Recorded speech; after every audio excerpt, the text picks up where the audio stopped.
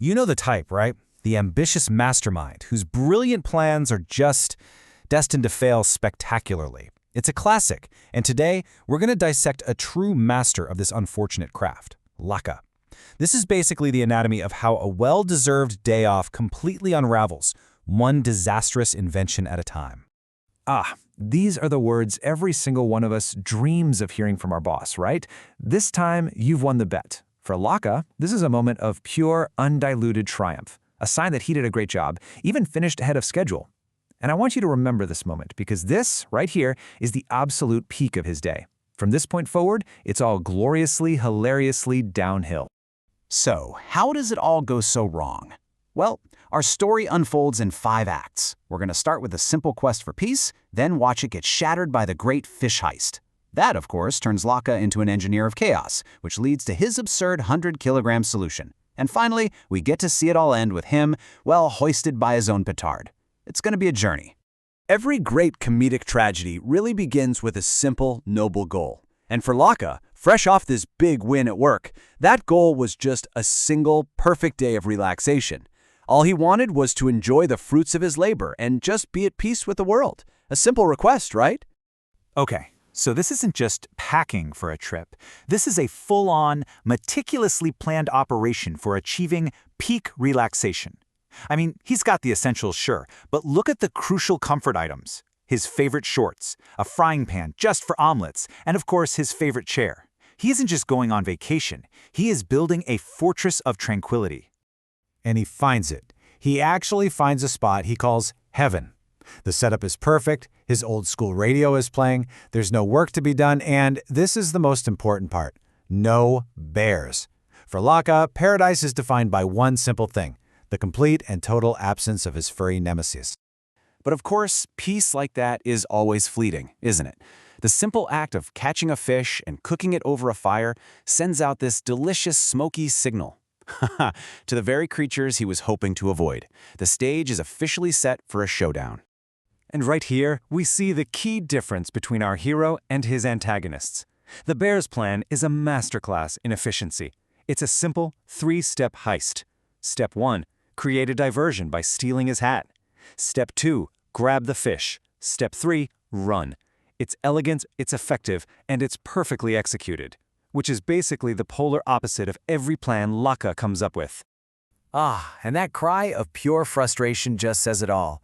This isn't just a random encounter. When he screams, "You always follow me," you know there's a deep, storied history of conflict here. His vacation isn't just ruined, a lifelong feud has just been kicked back into high gear.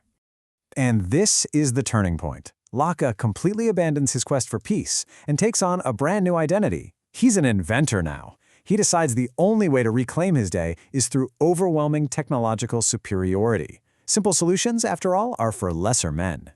His logic is just wonderfully flawed. To defeat the bears who live in the forest, he thinks he must first defeat the forest itself. So what's his first creation? A custom-forged, 10-kilogram iron super axe designed, in his own words, to destroy the entire forest.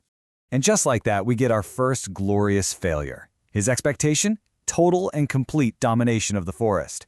The reality? The axe is so heavy that on his very first swing, it gets lodged deep into a tree and he can't even pull it out. He's created a weapon that's literally too powerful for him to wield. Now, a rational person might reconsider their approach after a failure like that. You know, they might think, perhaps a 10-kilo axe was a bit of an overkill. But Laka is not a rational person. His conclusion is the exact opposite. He didn't go big enough. 100 kilograms, he doesn't just double down, he escalates by a factor of 10. His next creation is going to be a 100-kilo, custom-made, spiked iron ball, a weapon of such cartoonish proportions that its failure is not just a possibility, it's a mathematical certainty. Which, of course, brings us to the obvious question: when you've built a weapon that weighs more than you do just to solve a stolen fish problem, you have officially entered a special territory of bad ideas. We know exactly what could go wrong, and we can't wait to see it happen. And now, we arrive at the grand finale, the moment of self-inflicted defeat. Laka is ready for the final confrontation, armed with his ultimate solution.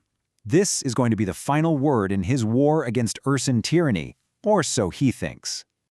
Just look how fast it all falls apart. At the 3-second mark, the bear just effortlessly sidesteps. By 6 seconds, the chain is tangled up in a tree. And by 9 seconds, the momentum has completely reversed. The chain whips back around and Laka is perfectly captured. His own weapon defeated him in less than 10 seconds. And for the final insult, the victorious bear doesn't give some big, grand speech. He just delivers a simple, factual observation. Hey, Flathead Laka, you tied yourself up. It's the ultimate humiliation, delivered by his sworn enemy. And so we end with Laka totally defeated, just lamenting his fate. You dirty bears, you ruined my vacation too. His journey has come completely full circle. He started with a stolen fish, and through sheer force of will and a series of terrible ideas, he escalated it to a completely ruined vacation. His story is a hilarious reminder of how easily we can become the architects of our own demise. And it really leaves you wondering, what's the 100-kilogram solution you're building for your own 1-kilogram problem?